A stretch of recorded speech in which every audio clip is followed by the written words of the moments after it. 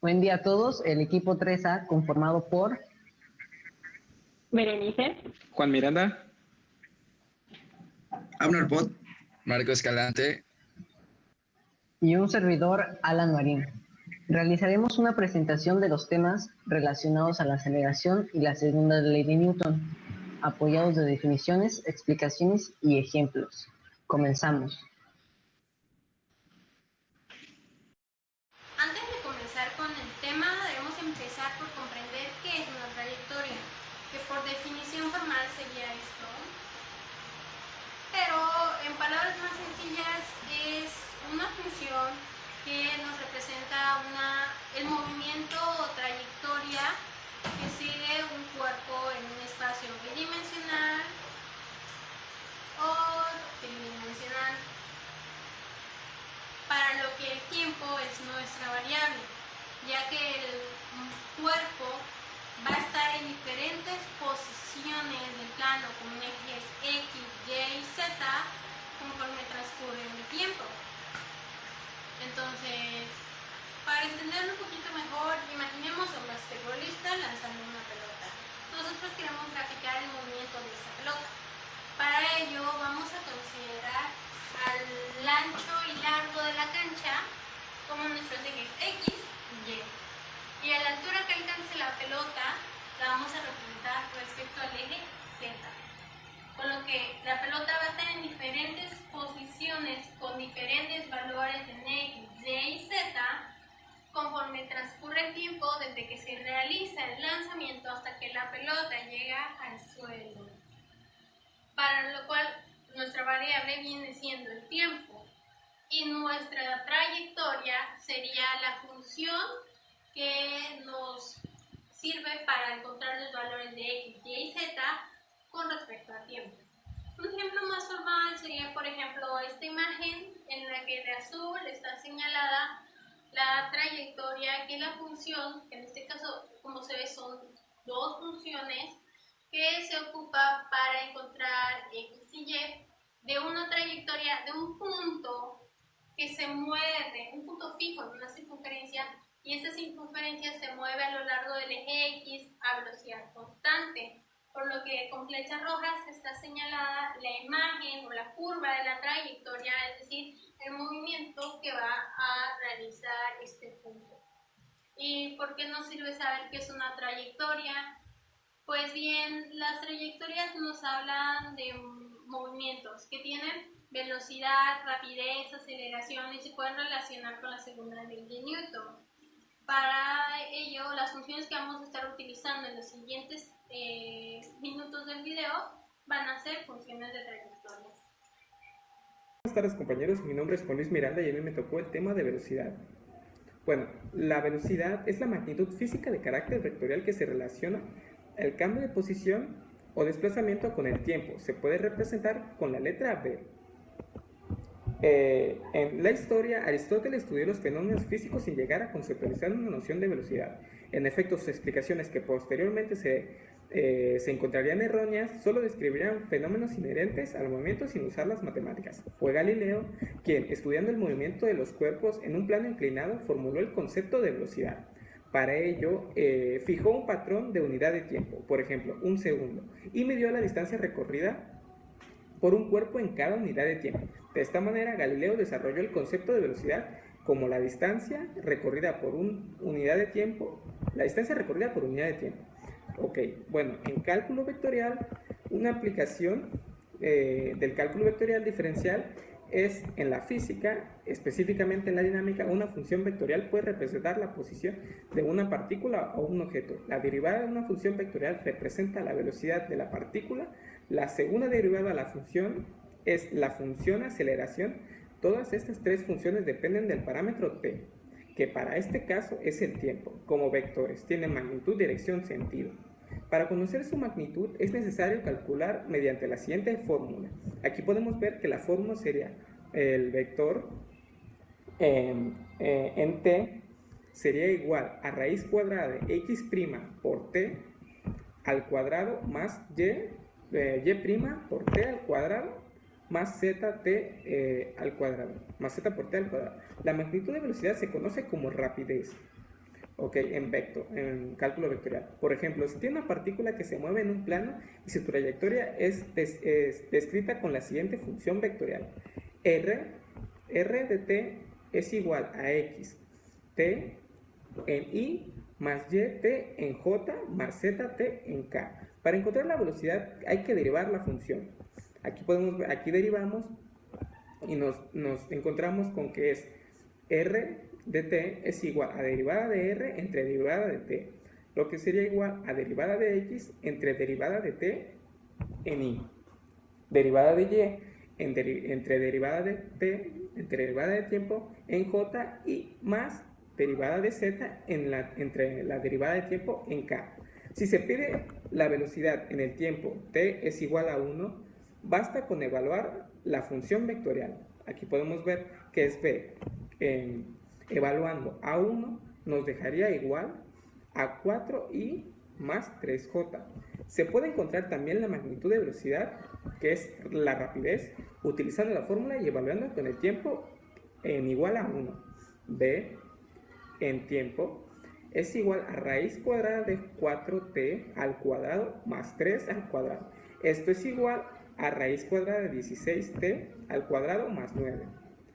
Ok, aquí podemos ver que aquí se evalúa, aquí evaluando a 1, nos damos cuenta que es igual a raíz cuadrada de 16 más 9. Aquí podemos ver que se desapareció la t. ¿Por qué? Porque 1 al cuadrado es 1. 1 por 16, 16. Entonces, evaluando esto, tenemos 16 más 9 16 más 9 y luego la raíz cuadrada, que nos daría 16 más 9 sería 25 y la raíz cuadrada de 25, 5. ¿Ok? Finalmente, el vector aceleración es la derivada del vector velocidad. Como vemos aquí, se repite la misma fórmula que expliqué al principio, que sería b en t es igual a raíz cuadrada de x' en t, por t al cuadrado más y' por t al cuadrado más z' en t al cuadrado. Bueno, eso es todo por mi parte. Muchas gracias por haber escuchado. Compañeros y maestra, seguimos con la exposición. Ahora pasamos a ver lo que es la aceleración. Vamos a definir este concepto en el campo de la física. Y en física, la aceleración es una magnitud derivada vectorial que nos indica la variación de velocidad por unidad de tiempo. En el contexto de la mecánica vectorial newtoniana, se presenta normalmente por A. Esto quiere decir que la aceleración es una derivada de la velocidad por unidad de tiempo. Esto es respecto al tiempo y se mide en el sistema internacional en metros sobre segundos al cuadrado o en el sistema inglés en pies sobre segundos al cuadrado. Analicemos ahora la aceleración en el cálculo vectorial. Para poder obtener la aceleración necesitamos derivar dos veces. ¿Y de qué vamos a derivar? Bueno, primero es necesario entender que debemos partir sobre una trayectoria y a esta la definiremos como delta t. A esta trayectoria debemos de derivarla dos veces o sacarle su segunda derivada respecto a t, que significa el tiempo.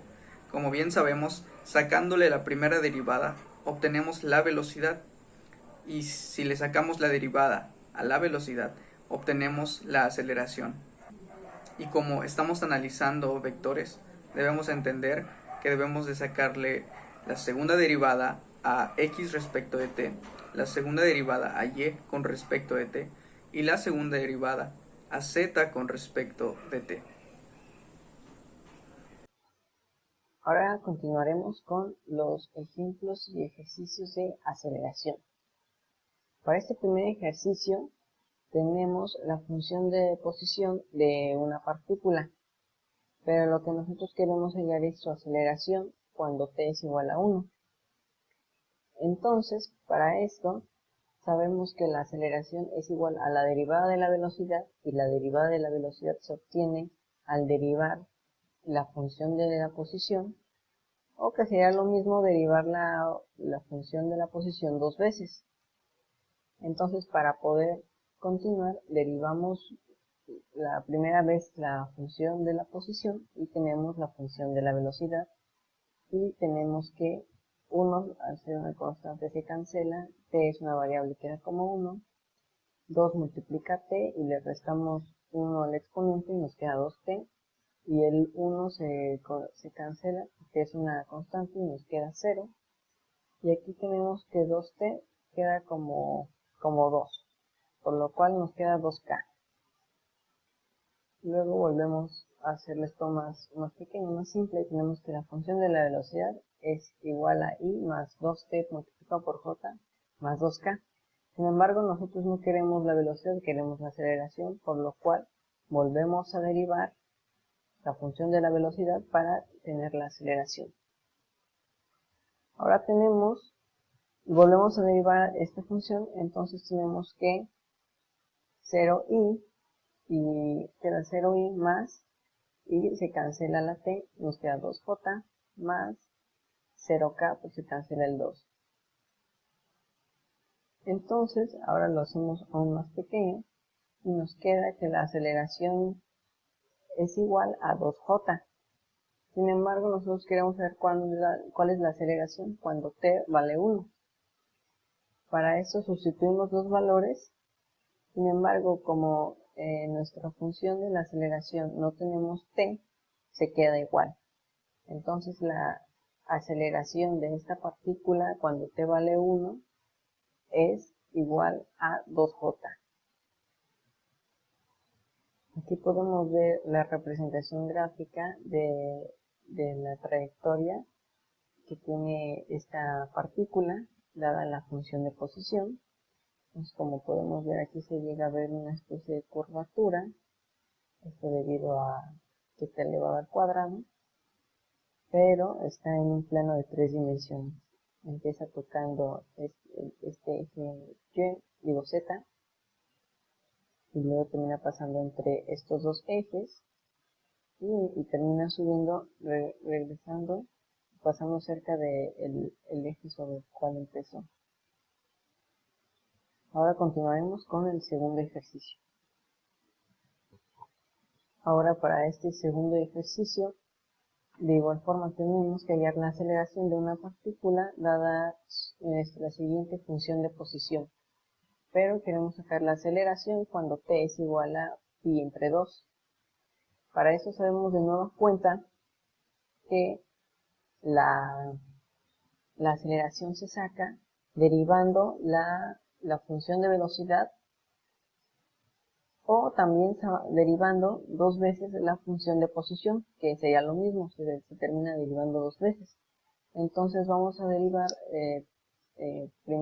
por primera vez la función de posición, y tenemos que la derivada de coseno es menos seno, entonces ponemos el negativo de una vez aquí, y la derivada de seno es coseno, y aquí tenemos que como t es una variable, es igual a 1, entonces 4 por 1 es 4, tenemos 4k. Entonces ya tenemos la derivada de la velocidad, lo que nos falta es volver a derivar para sacar la función de la aceleración de esta partícula. Entonces volvemos a derivar y sabemos que la derivada de seno es coseno, la derivada de coseno es menos seno, y ahora la derivada de 4k, como 4 es una constante, es 0. Entonces simplificamos esto, nada más quitamos eso de aquí, de que 0 por cualquier otra cosa es 0. Y ahora nosotros ya tenemos nuestra función de la aceleración de nuestra partícula, pero nosotros necesitamos saber la aceleración cuando t es igual a pi entre 2. Entonces sustituimos los valores de t, y nosotros sabemos que coseno de 90 grados es 0, entonces 0 por menos 2, 0. 0i. Y que pi medios de seno es 90 grados, y 90 grados sin seno es 1, entonces 1 por menos 3 nos da menos 3, entonces nos queda menos 3j. Entonces aquí la aceleración de nuestra partícula cuando está cuando t vale pi entre 2 es igual a menos 3j. Aquí podemos ver una ilustración de la trayectoria que sigue nuestra partícula. Y podemos ver que empieza atrás del eje vertical y se conecta después, gira a la izquierda, conectándose con ese eje que está en rojo, y luego vuelve a la derecha, sube y otra vez vuelve a pasar atrás de nuestro eje vertical. Y lo que vemos que forma es como una especie de hélice, ya que está usando estas funciones trigonométricas. Y esta sería la trayectoria de nuestra partícula. Continuamos con nuestro compañero Marco. Segunda ley de Newton.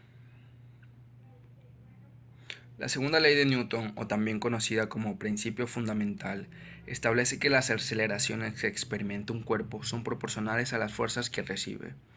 Bueno, esto es lo que decretó el científico muy importante Isaac Newton referente a esta segunda ley, que es muy importante para el estudio de la física. Por ejemplo, tenemos un cuerpo en reposo que no ejerce ningún movimiento. Pero, ¿qué pasaría si a ese cuerpo en reposo nosotros le aplicamos una fuerza? Lo que pasaría es que comenzaría a moverse. Como pueden ver, la flecha representa un vector, el vector fuerza. Es muy importante, hablando de vectores, tener en cuenta y saber cuáles son las componentes: módulo, magnitud, dirección y sentido. La fórmula de esta segunda ley de Newton es: fuerza es igual a masa por aceleración, donde la fuerza está representada en newtons, la masa en kilogramos y la aceleración en metros sobre segundo al cuadrado. ¿Y cuál es la relación con el cálculo vectorial? Bueno, el cálculo vectorial, análisis vectorial o cálculo multivariable es un campo de las matemáticas que hace referencia y análisis al estudio multivariable de vectores. Aquí es donde entra la parte de vectores en dos o más dimensiones, de igual forma muy importante. En este caso vamos a trabajar con las dos dimensiones que viene siendo X y Y. Aquí tenemos las dos dimensiones representadas en un plano cartesiano, donde se pueden ver el eje de las X positivas negativas y el eje de las Y positivas y negativas. Ahora, la relación que tiene este plano cartesiano con los vectores es que aquí se van a representar de diferentes formas. Por ejemplo, en este caso tenemos cuatro vectores que parten del mismo origen. Claro, va a variar dependiendo de la situación y el contexto y lo que se nos pida. Por ejemplo, aquí cada vector está ubicado en cada eje de estas dos dimensiones del plano cartesiano. Para entender un poco más, vamos a explicar este ejercicio donde nos pide determinar el valor de la fuerza que recibe una caja de 30 kilogramos, la cual produce una aceleración cuyo valor es de 2 metros sobre segundo al cuadrado. Esto haciendo referencia a la segunda ley de Newton. Ok, lo primero que tenemos que hacer es colocar nuestros datos para determinar qué valor nos hace falta, en este caso es la fuerza. Luego, parte importante, hacer nuestro diagrama de cuerpo libre, que simplemente es una representación gráfica de los datos que nos está pidiendo el problema, en este caso la representación de las fuerzas.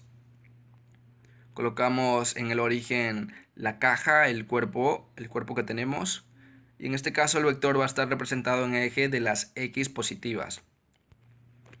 Ahora, para calcular esa fuerza vamos a utilizar la fórmula. Fuerza es igual a masa por aceleración y vamos a sustituir los datos que tenemos, que viene siendo la aceleración y la masa. Fuerza es igual a 30 kilogramos por 2 metros sobre segundo al cuadrado, donde la fuerza es igual a 60 newtons. Esa es la fuerza que recibe esa caja para producir una aceleración cuyo valor es de 2 metros sobre segundo al cuadrado. Para tratar de explicar un poco mejor la relación del cálculo vectorial y la segunda ley de Newton, igual interactúa en ejercicios un poco más complejos, como viene siendo el plano inclinado. Como pueden ver en este diagrama de cuerpo libre de un ejercicio de plano inclinado, se puede mostrar que interactúan diferentes fuerzas, diferentes vectores en los diferentes ejes que tiene este plano cartesiano de dos dimensiones. Como podemos ver en el eje de las Y positivas, tenemos a la fuerza que representa la normal con una N. Tenemos en el eje de las X negativas la fricción que representa ese vector, y el último vector está en el cuadrante número 3, que representa la W o peso. Como pueden ver, cada vector diferente tiene un módulo, tiene una dirección, tiene un sentido diferente a los otros. Como por ejemplo en este último vector de W, que es igual a peso, tenemos un ángulo de 40 grados. Esto representa la inclinación de ese vector o la abertura de ese vector, que simplemente si lo llevamos a los componentes de un vector viene siendo la dirección. Y así es como se relaciona este tema de la segunda ley de Newton y el cálculo vectorial, que es llevar a un plano cartesiano, dependiendo de las dimensiones que nos pide, los vectores o las fuerzas que se van a ejercer en este problema para buscar lo que se nos pide. Y esa sería la relación. Esto es todo del tema de segunda ley de Newton. Gracias, compañero Marco. Y para concluir, recordemos un poco lo más importante. Por mi parte, las trayectorias son las funciones que representan movimientos y son las que utilizamos a lo largo de este video. Bueno, por mi parte, sobre el tema de la velocidad, bueno, como sabemos, la velocidad siempre está en todos lados. Lo vamos a ver desde tú caminando hasta el camión que va a pasar por ti para ir a la universidad. Está en todos lados y es un gran tema que desde tiempos atrás con Newton y todos estos físicos se ha venido descubriendo y más. Por mi parte es todo. Ya me toca a mí. Referente al tema de aceleración, podemos recalcar su importancia, ya que nos permite tener una mejor concepción de cómo se mueve una partícula o cualquier objeto en un espacio de 3 dimensiones, ya que podemos saber cómo este acelera o desacelera en el trayecto en el que se mueve, aparte de cómo puede tener su trayecto, ya que pueden ser simples funciones o hasta funciones con funciones trigonométricas, las cuales da una forma a su trayectoria de una forma más particular y no tan simple. Por ejemplo, hay unas que pueden ser como espirales y no solamente una figura irregular. Ya. Ok, Marco, tu parte.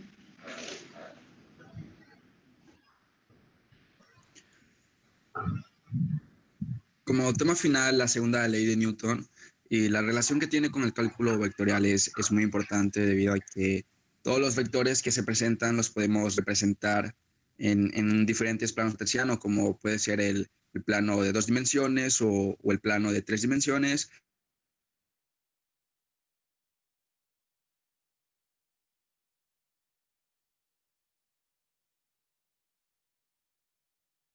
Va a determinar los datos que nos hacen falta al momento de realizar un problema que tenga con vectores. Bueno, esto de mi parte ha sido todo, y de manera que sea de su ayuda para las bases de esta materia de cálculo vectorial. Gracias.